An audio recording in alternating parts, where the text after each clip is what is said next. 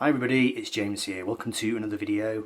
So today's video is partly a response to Richard McCook, who's just done a video showing his Toya singles. This video I'm making now is not likely to be uploaded for a while, so Richard's video may have receded into history by the time you see this, but you can check it out, I'll link it. And it gave me an idea for a video that I've wanted to do for a while, kind of way into it, and just to pose the question, why do people get rid of their records and CDs? Okay, now while I explore this topic, I'm just going to go through some singles I was given a while ago by a friend of mine, or it was really my friend's partner or wife. Now, she was a huge fan of Toya back in the day. I remember it quite clearly. We're going back to the early 90s now. She loved Toya when she was growing up. She had, most of her records, I think, and she gave them to me about a year ago. So, as I'm talking, I'll just, show some 45s. Now, these are not in any particular order. They've come out of a box. I need to clean them and work out which one comes first and last in the catalogue, and then work my way through them. So as I'm talking, I'll show these. This one is Don't Fall in Love, and we've got The Vow. Okay, so I'll pause for a sec. It's hard to talk and show at the same time, so I'll talk and show. So yeah, this idea of, why do people get rid of their records and their CDs? Now, I'm not talking about the people who years ago did it and then regretted it. Now, we all know there are a fair few of them. There are a fair few of them on the vinyl community or on YouTube, people who got rid of everything, regretted it bitterly, then started to collect everything. Not talking about those people. I'm not talking about the people who get rid of their CDs and their records because they don't have any space in their houses. Obviously, that is totally understandable. If you've got no space, there's no point in trying to hold on to a big collection. It can be heartbreaking. Rebel run. I mean, personally, if I'd run out of space, as long as I had an income, I would put all my records and CDs into storage rather than getting rid of them. If I didn't have any money, obviously, then I would have to sell them. So I'm not talking about the people who are forced to sell their records and CDs. Brave New World. I'm talking about the people who willingly choose to do it for no other reason than they just want to get shot of them. Now this applies to my friend and his wife. My friend gave me a load of Beatles, records and albums. His wife gave me these Toya singles, which had once been her pride and joy back in the day. And they were so relieved that I was taking them off their hands. I went round to the house and they couldn't wait to be shot of them. And it was quite noticeable, really. Now, what they were doing, they were having a clear out. It wasn't just the CDs and the records they were getting rid of, it was kind of other things too. But they've got plenty of space in the house. It's not as if they didn't have any room for these. They had plenty of shelf space upstairs. They've got a converted attic. They've got a, nice spacious living room. So it did get me thinking, why are they getting rid of these records, Now you can turn this on its head very, very easily, and it's usually the people who hang on to their records and CDs which get asked the question by the other people. Why do you cling on to these things? Why do you... I mean, we're into the world of streaming, and we're into, being able to use Spotify now. So what's the point in clinging on to these objects? And often it feels like we're the ones who are being forced to defend our position or being forced to explain what we do. And it's not an unreasonable question, I guess, to ask people. People like me, I've got not much space, but every particle of my office through there is dedicated to storing stuff, books, CDs, records, 45s, LPs. I mean, I would have so much more space if I just got rid of them and just got a Spotify account. So, yeah, but I'd like to flip the question back over and just ask people, why do you get rid of your CDs and records? What's in it for you? I think there's a kind of mutual incomprehension that exists between the two opposing camps of people. The people who hold on to their records and CDs cannot understand why anybody would want to get rid of them. And the people who get rid of them cannot understand why anybody would want to hang on to them. And it is just literally a case of complete and utter mutual incomprehension. I remember years ago I joined a band, and there was a guy in the band, Martin his name was. He was kind of older than me. He was kind of in his 60s, and he said, "Oh, it's a real shame that you didn't join our band a couple of years ago." He said, "I was getting rid of all my records, and I had everything." He had, he had all the Beatles albums from the 60s, all the Stones, all the Zeppelin, everything. And he told me that that they'd been his pride and joy back in the day. He'd loved them all, but he gave them all away. He didn't even sell them. He just gave them all away to his colleagues at work. And as he was telling me this, it wasn't in a spirit of like, "Oh my God, what have I done?" It was that kind of thing of, "Well, thank God I'm shot of all that rubbish." And then he did have some singles left, and he ended up giving me a pile of singles, and there was some terrific stuff in the pile. We've moved on to Adamant. These also come from my friend's wife's collection. He got rid of the albums, but he still had the singles, so he gave me the singles, and I got all sorts of things. Jimi Hendrix, got a Beatles EP, all kinds of things, T-Rex. But again, this guy Martin, he had a perfectly reasonable sized house. There was no reason for him to get rid of them. He had plenty of space to keep them, to store them.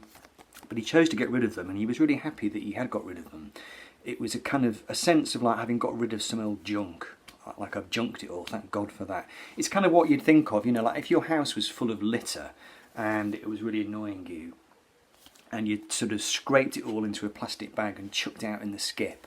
It's that sense of liberation that some people seem to have, like, thank God I've got rid of all my records and CDs.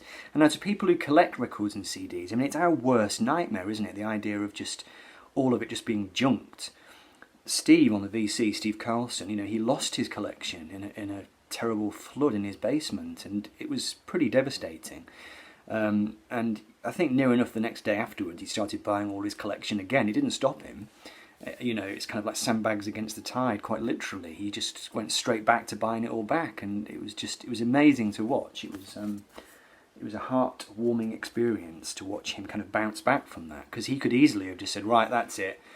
40 years of collection down the drain. I'm just gonna use Spotify now, But no, he went straight back to buying it all back again.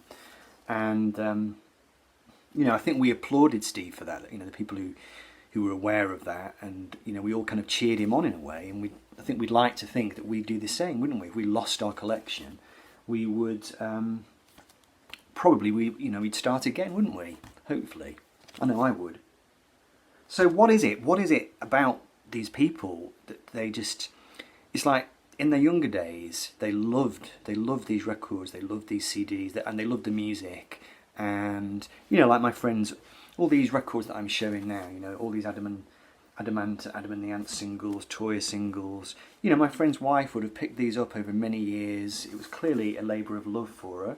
She was clearly really, really into it, but she could not wait to get shot of them. And like I said at the start of the video, trying to throw it back to the people who always ask the collectors, why do you want to hold on to all this rubbish? Throwing it back and just asking, why on earth would you want to get rid? If you didn't have to. Like I said at the start, I know, completely understand if you don't have any space and you don't have any money and you have to sell things off, but why would you get rid of all these things if you didn't have to? And I genuinely, I don't really understand it. Now, having said that, I totally accept that we live in an over-materialistic world, and that there is always an argument to be had for not having too much stuff. We can get hung up on the physicality of things and on personal possessions and that element of acquisitiveness, always acquiring, always getting more and more stuff. I can definitely see that there's an argument against that. We should perhaps be pouring more of our energies into, loving each other and, creating a better world, helping each other. I could plough much more of my money into charitable things and, giving it to the poor, rather than wasting it on just endless copies of Sgt. Pepper. So I get it. I do get it. I can absolutely understand the anti-materialist argument. But what it boils down to, maybe finally in the end, is just, well, two things. Maybe sentimentality. Just as a pure example, this is my old CD copy of Sgt. Pepper, which I got in, well, I think I was about 17 when I got this, and I took it to university with me in my first year. And this is the actual CD that I listened to in my first year at uni, and where I kind of first discovered the Beatles properly and started getting into it. And I've just got such precious memories of those endless long dark nights, under the duvet with my headphones on, with my Sony Walkman, listening to Sergeant Pepper. Now I don't need to own this CD anymore. I can listen to Sergeant Pepper without owning any physical copy of it. But I would never part with this. I don't think there's nothing that would persuade me to part with it. I just can't imagine a scenario where I would want to get rid of it, because to me, it's not just the music that's out there in the ether. It's not just the sound of the music. It's the physical copy of the medium on which you heard that music. And when I hold this CD in my hand, I'm holding part of my own personal history in my hands. That's how it kind of feels to me. And I guess, is that just pure sentimentality at the end of the day, hanging on to things, cleaving onto things? The other reason is this: maybe we're just more tactile as people, collectors. We like to hold things in our hand. We like to feel like we're possessing and kind of owning things, and it's difficult for us to feel that way unless we've got something physical in our hands. And maybe the people who like to get rid of things, they just don't have that. They don't have the sentimentality, so they're not attached to the physical medium. So it doesn't matter. I mean, my friend's wife, maybe she bought that single, one day. Maybe, she has precious memories of buying it. Maybe she was out with her parents one day in a record shop and they bought it for her and she rushed home and played it. And maybe that memory that she has of that is enough. She doesn't need to continue owning this random physical copy, because the memory of that day is in her mind. Perhaps that's how people would explain it. And but I still don't really understand it. I don't quite understand. It's like you get to a point where these things which were of value to you and which were important to you, and you reach a point in your life and you kind of cross over this invisible line in the sand, and all of a sudden it's just turned into junk to be got rid of. It is. I find it mystifying, and I'd be surprised if other people who are watching this video, who are into collecting, didn't also find it a bit mystifying. So anyway, I've rambled on long enough. You tell me what you think if you want. What do you think about this? Why do people choose to get rid, not just of records, but records, CDs, tapes? Interestingly, I know why I got rid of my tapes. They were driving me nuts. They were spilling out all over my car everywhere, and I never found an efficient method of storing them. I never had a case for them. I never really had a shelf for them.